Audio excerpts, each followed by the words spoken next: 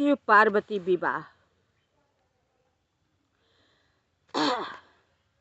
लग्न पत्री लेकर के सप्तऋषि जी और नारद जी लेकर के हिमाचल राजा को देते हैं। सारी बात समझाते हुए कहते हैं, मैना को और हिमाचल राजा को समझाते हुए कहते हैं कि हे हिमाचल राजा, जिस भर में तुम पड़े हुए हो कि दुल्हा बौरा है, बावला है, पागल है, वस्त्रहीन है, अड़भंगी है, तुम जो देख रहे हो वही सोच रहे हो। बात सही है, तुम्हारा सोचना भी गलत नहीं है, तुम्हारा कहना भी गलत नहीं है, लेकिन वो क्या चीज़ है मैं बताता हूँ। हम लोग बताते हैं कि ये क्या चीज़ है। ये बावले के अंदर बहुत कुछ रहस्य गुण छिपा हुआ है जो कि आप सब नहीं जानते हैं न देखते हैं। ये आपको जो दामाद के रूप में आए हुए हैं, ये दुल्हा नहीं है, ये इंसान नहीं है जो ये हिमाचल राजा आप मान रहे हैं कि मेरे दामाद है। यह कैसा दामाद है? ये लड़की के दुल्हा है, बौराह है, ये कैसा है? मैं ऐसे, रानी मैना जी कहती है, मैं ऐसे बावले वर के साथ अपने लड़की की शादी नहीं करूँगी। ठीक है, उनका कहना भी गलत नहीं है, लेकिन जो आप लोग सोच रहे हो कदापि सही नहीं है, एकदम गलत है। जो ये दुल्हा है ये साक्षात देवों के महादेव शंकर जी हैं। यह देवों के देव महादेव जी हैं। ये न तो कभी जन्म लेते हैं न कभी मरते हैं, न इनका संहार होता है। ये अविनाशी हैं, ये ब्रह्म परमेश्वर है, ये अनादि हैं, ये देवों के देव महादेव हैं।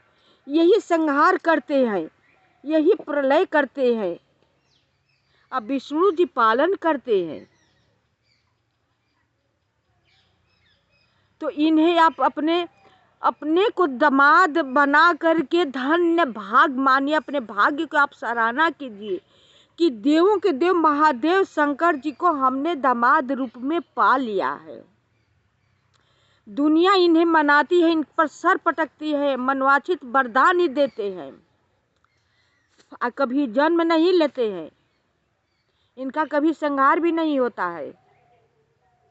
जो आपकी पुत्री के रूप में हैं लड़की पार्वती जी, वो पार्वती जी आपकी लड़की है, ठीक है, लेकिन वास्तव में आपकी पुत्री नहीं है। वो अपने आप जन्म लेती हैं, अपने आप ये मृत्यु करती हैं। ये आदि शक्ति हैं, साक्षात जन्मा ये आदि शक्ति हैं। फिर उसके बाद पूर्व जन्म का कथा उन लोगों ने सुनाई कि जैसे कि राजा दक्ष के घर में एक बार जन्मी थी, सती के रूप में पैदा हुई थी। बताते हैं नारद मुनि कि ये पूर्व जन्म का कथा है। राजा दक्ष के घर ये जन्मी थी, गुणों की खान, सर्व गुणों की खान थी, सर्व सुंदरी थी, और शंकर ही जी से ब्याही गई थी। ये शंकर जी से इनका ब्याह होता है। उस समय इनका सती जी का उस समय भ्रम हो गया, क्योंकि प्रभु श्री राम जी नीचे आकर निशाचरों को मारने के लिए धरती पर जन्म ले करके नर लीला कर रहे थे। सीता जी का अपहरण हुआ था, रावण हर कर ले गया था, हरण हुआ था। उसी समय राम लक्ष्मण जी सीता जी को खोज रहे थे, रो रहे थे, वियोग में थे। और इधर से सती जी और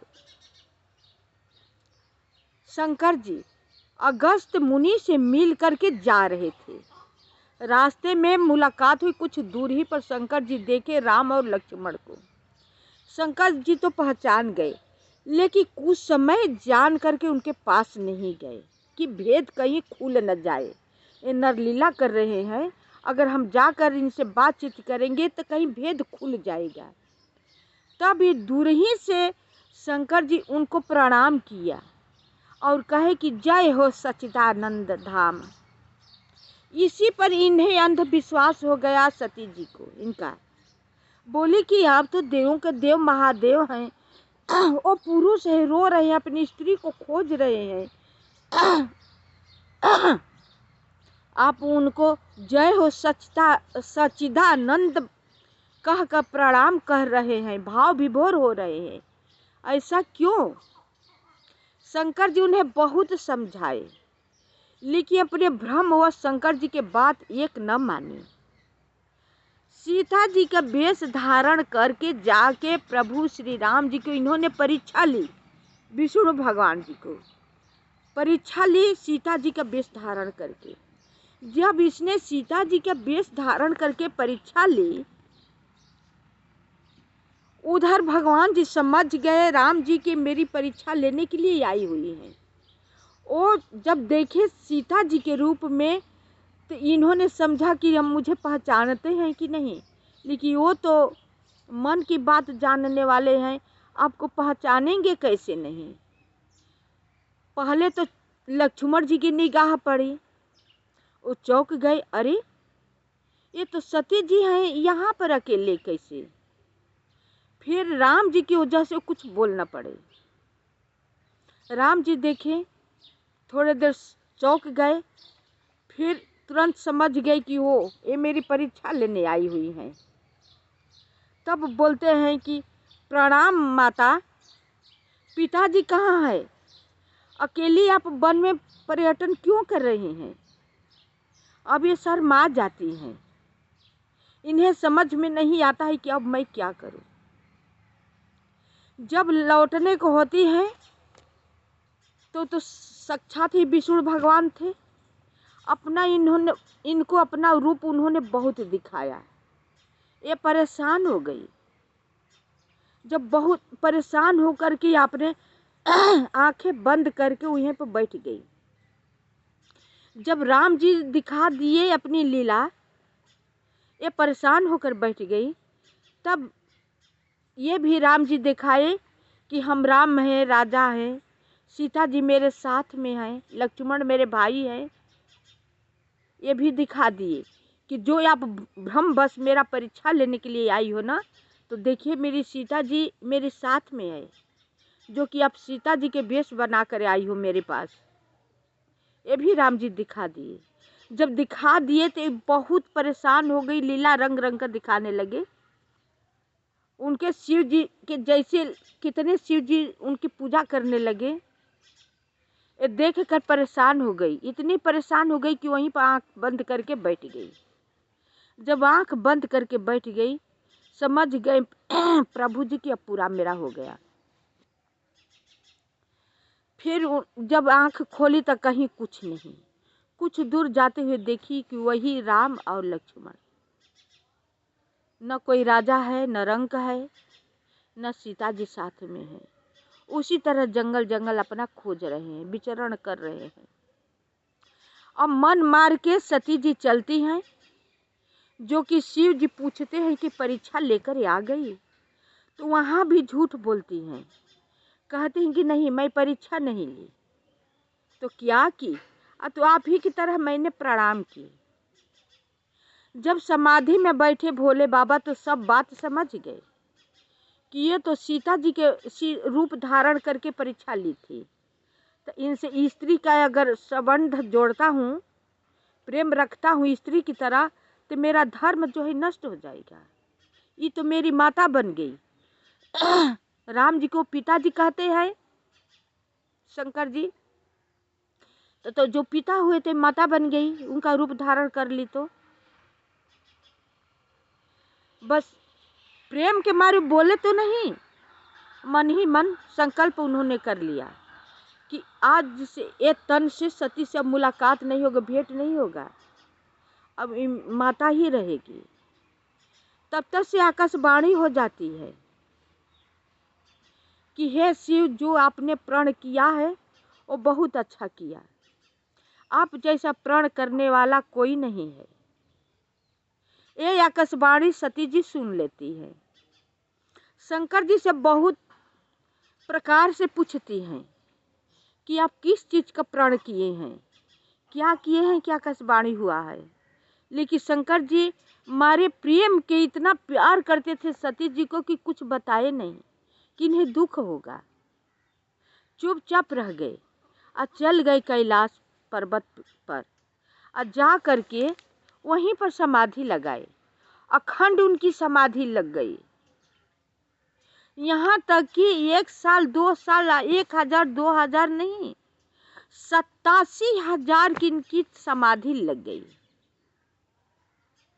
सती जी उसी हिमालय पर अकेली रह जाती हैं। नाना प्रकार की वेदना उत्पन्न होता है। अग्नि से कहीं मौत मांगती है तो कभी ब्रह्मा जी से मौत मांगती है, लेकिन कोई कुछ नहीं करता है। 87,000 पर समाधि खुली। शंकर जी तो राम राम कहकर बैठ गए। जब सती जी को समझ में आया कि अब समाधि से ही उठ गई है, तो गई उनके पास, तो उन्होंने वाम अंग में बहुत प्रेम से आसन दिए। बोली कि हमें राम कथा आप सुनाइए। राम कथा सुनाने लगते हैं। जब राम कथा सुनाने लगते हैं तो आकाश मार्ग से विमान पर चढ़ करके देवता देवगनाएं मधुर स्वर में गाना गाते हुए, गीत मंगलाचार करते हुए लोग जा रहे थे। ऐसा लोग मधुर स्वर में गाते थे कि बड़े बड़े ऋषि महर्षि लोग का ध्यान टूट जाता है सुन करके। ये सती जी दिखती है, शंकर जी से पूछती है कि कौन ये लोग हैं, कहाँ लोग जा रहे हैं, कितना मधुर स्वर में लोग गाना गा रहे हैं। शंकर जी बोले कि तुम्हारे पति, तुम्हारे पिता को ब्रह्मा जी ने प्रजापति का पद दे दिया है। उसी के उपलक्ष्य में उन्होंने यज्ञ करा रहे हैं। सबको निमंत्रण दिए हैं, आपको निमंत्रण नहीं दिए मेरे कारण। तुम्हारी बहनें भी आ चुकी हैं।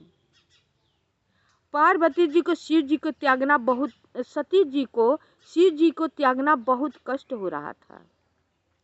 उन्हें सोचा कि क्यों नहीं अपने मायके जाकर अपना मन बहलाऊं, ये त्यागी दिए हैं मुझे, यज्ञ हो रहा है, मैं चली जाऊं अपने पिता के घर। शंकर जी से बहुत इनय विनय करके कहने लगी कि मुझे मायके जाना है, मुझे मायके जाना है। शंकर जी बहुत प्रकार से उन्हें समझाया कि बगैर बुलाए मित्र के घर, अपने पिता के घर कहीं जाना नहीं चाहिए। लेकिन सती जी को तो शंकर जी को त्यागना दुख खल रहा था। उन्हें शंकर जी को समझाना कुछ अच्छा नहीं लगा। फिर शंकर जी सोचे कि कुछ अभी बाकी है, ये मेरा जब कहना नहीं मानती है ना, तब इनके पास समस्या ही खड़ी होती है। जब जिद पर अड़ गई सती जी नहीं मानी, तो अपने गढ़ को साथ लगा दिए। वहाँ पर देखती हैं बहनें तो मिली, माता बहुत अच्छे से मिली, बहनें मुस्काती हुई मिली। लेकिन सती जी को और लोगों का व्यवहार अच्छा नहीं लगा, अपमानित जैसा महसूस हुआ। वो गई यज्ञ में देखी तो शंकर जी का भाग नहीं दिया गया था। वही उनके सती जी के लिए एक मिल गया। बहुत पिताजी को समझाया लेकिन वो नहीं माने। उसी यज्ञ में अपना शरीर त्याग दिया। शरीर त्यागते वक्त इन्होंने कहा कि हे अग्निदेव, हे ब्रह्मा जी, हे सभी देवता लोग, जब भी मेरा जन्म हो, मैं जब जिसकी अर्धांगिनी जब भी बनी तो शंकर जी के प्रिया बनकर रहूं। तो हे मैना रानी, हे हिमवान राजा जी, आप परेशान न होइए। ये पूर्व जन्म की मांग चुकी है शंकर जी को, और हमेशा हमेशा के लिए शंकर जी की अर्धांगिनी बनी हुई है। ये जगत जननी साक्षात लक्ष्मी है, पुत्र के रूप में आपको पुत्री के रूप में आई हुई है शंकर जी को पाने के लिए। जब इतना बात नारद जी समझा कर कहते हैं तो सब उनका प्रणाम करने लगता है पार्वती जी को। अब हिमाचल राजा बहुत खुश होते हैं, मैना रानी बहुत खुश होती हैं। तो सोचे हिमाचल राजा कि अब हम देवता लोग को बुला करके भोजन वगैरह करवाएं। पहले लग्न पत्री पठवाए, फिर भोजन करवाए। करा करके जब भोजन कराते हैं, इतना सुंदर भोजन है कि सब देवता लोग देर लगा लगा कर भोजन करते हैं और उसका आनंद लेते हैं। रोशियनदार बहुत अच्छे थे, बहुत पुण्यवान थे, सब परोस रहे हैं, भोजन करा रहे हैं। स्त्रियां जो है मधुर गान गाली गा रही हैं। तो कोटि हूँ बदन नहीं बने बरनत जग जननी शोभा महा। सकुचहि कहत श्रुति शेष शारद मंदमती तुलसी कहा। छवि खानी मातु भवानी गवनी मध्य मंडप शिव जहाँ। अवलोकि सकहि न सकुच पति पद कमल मनु मधु करु तहाँ। जगत जननी पार्वती जी की महान शोभा का वर्णन करोड़ों मुख से नहीं कहा जा रहा है। कहते हैं गोस्वामी तुलसी बाबा जी कि जब शेष शारद नारद उनकी सूरत को कोई बखान नहीं कर पा रहा है तो हम मंदमती तुलसी ये क्या बखान कर पाएगा कि पार्वती जी कितनी सुंदर है। उनका सूरत का बखान नहीं कोई कर पा रहा है। कभी कहता है कि मेरी वाणी रुक जा रही है, किस प्रकार से इनकी छवि को हम बखान करें। गिनती में है सुंदरता और शोभा की खान माता भवानी। मंडप के बीच में जहाँ शिव जी थे वहाँ गई, सखियां लिवा ले गई जहाँ शिव जी बैठे हुए थे। संकोच के मारे पति शिव जी के चरण कमलों को देख नहीं सकती थी। देखिए पहले के देवियां भी बहुत शर्माती थी। इतना संकोच था पार्वती जी को कि शंकर जी को देखती हैं, हर बात जानती हैं, लेकिन उनके चरण की तरफ नहीं देख पाती हैं।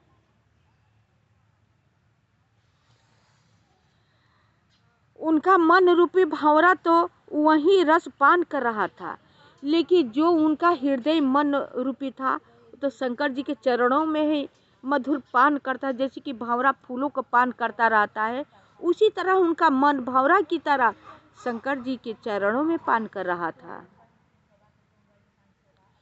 मुनि अनुशासन गणपतहि पूजयु शंभु भवानी। को सुनि संशय करय जनी सुरयनादि जिये जानी। वहाँ पर गणेश जी की और गौरी जी की पूजा की गई। आप सब आश्चर्य मत मानिएगा कि शंकर जी की अभी शादी हो रहा है, पहले से शंकर जी अरे गणेश जी कहाँ से पैदा हो गए, वो तो शंकर जी की ही लड़का है, तो उनका पूजा क्यों हो रहा है। ये लोग अनादि हैं, इन लोग का न कभी जन्म होता है न मरण होता है। हम लोग मनुष्य हैं, अपने बुद्धि के अनुसार तर्क वितर्क करते हैं। ये लोगों को कथा आप जितने ही अंदर जाएंगे उतने ही आप था नहीं पाएंगे, डूबते जाएंगे। इसलिए जो सुनिए उसको मानते जाइए, इसी में अपने लोगों का भलाई है। तो उसमें भी गौरी जी का, गणेश जी के प्रथम पहले पूजा किया गया, बनाया गया था। पूज करके जैसी विवाह कै विधि श्रुति गाई, महामुनि न सो सब करवाई। गही गिरीश कुश कन्या पानी, भवहि समर्पी जानी भवानी।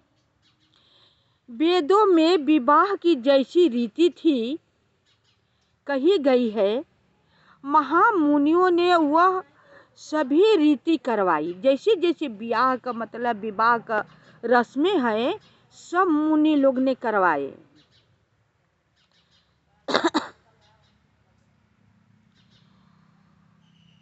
पर्वतराज हिमाचल ने हाथ में कुश लेकर के कन्या का हाथ पकड़ते हैं।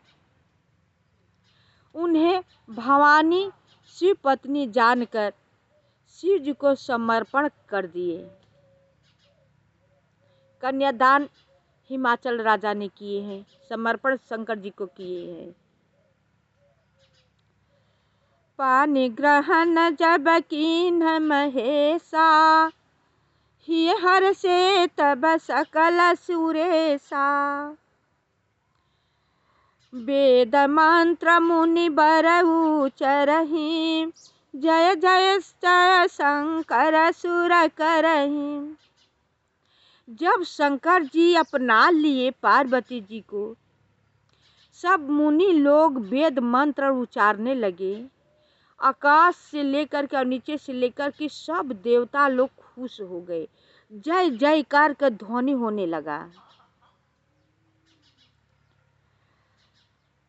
फिर सब देवता लोग, श्रेष्ठ मुनिगण वेद मंत्र को उच्चारण करने लगे और देवतागण शिव जी का जय जयकार करने लगे।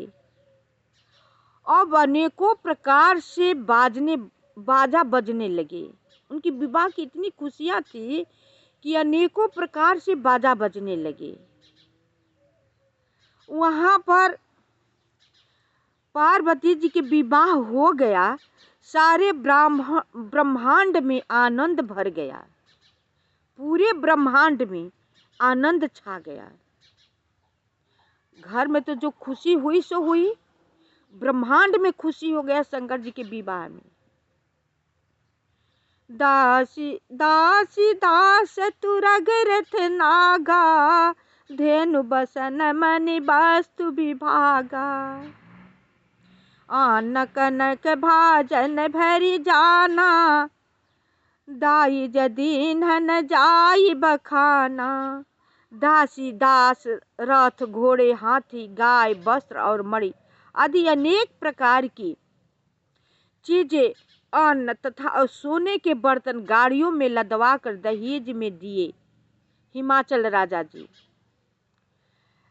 जिनका वर्णन नहीं हो सकता। इतना दिए, इतनी सोने चांदी, दास दासिये, रथ, हाथी, घोड़े, उनका वर्णन नहीं की जा सकता।